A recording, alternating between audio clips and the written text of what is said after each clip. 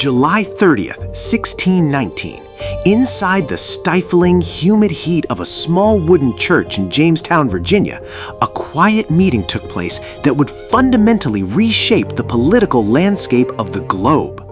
On this summer morning, 22 elected landowners, known as Burgesses, gathered alongside the colonial governor and his council. It was a modest assembly, plagued by swarms of mosquitoes and cut short by a sudden wave of malaria that claimed one of the participants. Yet, this unassuming meeting in a frontier outpost marked the monumental birth of representative, self-governing institutions in the Americas. For the first time in the history of the Western Hemisphere, European settlers sat down to draft their own local laws, setting a profound, unshakable precedent. This single event planted the structural blueprint for self-government that would slowly expand across 13 colonies, eventually inspiring the democratic framework, the revolutionary fervor, and the constitutional structure of a future superpower. Why this unprecedented assembly was formed, we must analyze the chaotic, near-fatal challenges of the early colonial experiment. Launched in 1607 as a purely commercial venture by the Joint Stock Virginia Company of London, Jamestown had barely survived its first decade. The colony was plagued by devastating famines, disease, internal political infighting, and bloody conflicts with the indigenous populations. It had become absolutely clear that governing a volatile, expanding frontier outpost via strict, top-down commands sent from across the vast Atlantic Ocean was entirely unworkable. A message could take up to 6 months to receive a reply, leaving local leaders paralyzed during immediate crises. To prevent the total collapse of their investment, the leadership of the Virginia Company in London introduced a radical shift in policy known as the Great Charter.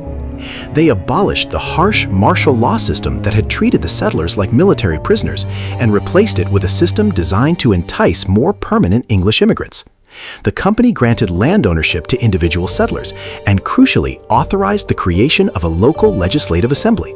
This move allowed the colonists to have a direct, active stake in their own governance, proving that local representative power was not born out of abstract philosophical ideals, but out of absolute operational necessity for the survival of the colony. The House of Burgesses was admittedly limited in its early experimental scope. The Virginia Company in London still retained absolute veto power over any laws passed by the colonists, and the assembly itself spent its initial days debating mundane, highly localized matters, such as setting the price of tobacco, regulating public drunkenness, forcing church attendance, and managing relations with local native traders. But despite these humble beginnings, the mere existence of this assembly was fundamentally revolutionary. By establishing the principle that the colonists could only be taxed and governed by laws passed by their own elected representatives, the House of Burgesses permanently planted the seeds of democratic accountability. As the decades marched forward, this small assembly grew into a powerful, permanent institution that fiercely protected its legislative independence. It served as a vital training ground for generations of American political leaders. Men like George Washington, Thomas Jefferson, and Patrick Henry would all cut their political teeth as members of the House of Burgesses. When the British Parliament attempted to impose direct taxes on the colonies in the 18th century without their consent, it was these deeply rooted colonial legislatures, born from the legacy of 1619, that possessed the institutional strength and ideological confidence to challenge British imperial rule, sparking a revolution. While the Assembly of 1619 established groundbreaking representative principles, it did not operate in a vacuum of pure liberty. To look at the House of Burgesses objectively, we must examine the deeply complicated, multifaceted legacy of 1619. The very same assembly that codified the rights of English settlers operated within a harsh colonial system that systematically excluded and marginalized others.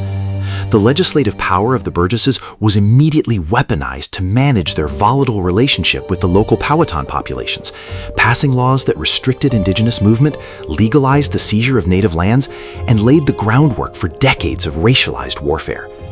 Even more profoundly, the year 1619 holds a dual, tragic place in human history. Just a few weeks after the first Democratic Assembly convened in the Jamestown Church, an English privateer ship named the White Lion docked at nearby Point Comfort, unloading 20 and odd kidnapped African captives.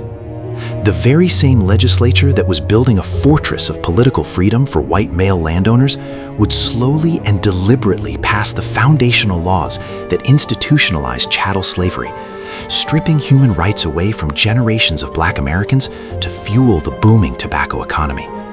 The legacy of 1619 is therefore permanently intertwined, representing the simultaneous birth of American democratic ideals and the structural origins of systemic racial oppression. The meeting of the House of Burgesses on July 30th, 1619 remains an extraordinary foundational milestone for the political history of the Western world. It stands as a powerful historical proof that the desire for self-determination and local representation is a potent force, capable of constructing empires and building republics from the ground up, even on the edge of a rugged wilderness. As we look across our modern world, where the definitions of democracy, representation, and equality continue to be fiercely debated and re-examined, the dual legacy of Jamestown offers vital, sobering lessons. How do you assess the raw, complex balance between the high ideals of self-governance and the brutal, exclusionary realities of colonial expansion? Can a society ever fully decouple its democratic institutions from the historic injustices built into its foundations? We want to hear your analytical insights and unique perspectives, so please share your thoughts in the comments section down below. If you found this comprehensive historical deep dive valuable, please hit that like button, share this video with a fellow history enthusiast, and don't forget to subscribe to our channel so you never miss another episode exploring the epic, world-shaping moments of our shared human past. Thank you for watching. Stay informed, and we will see you in the next video.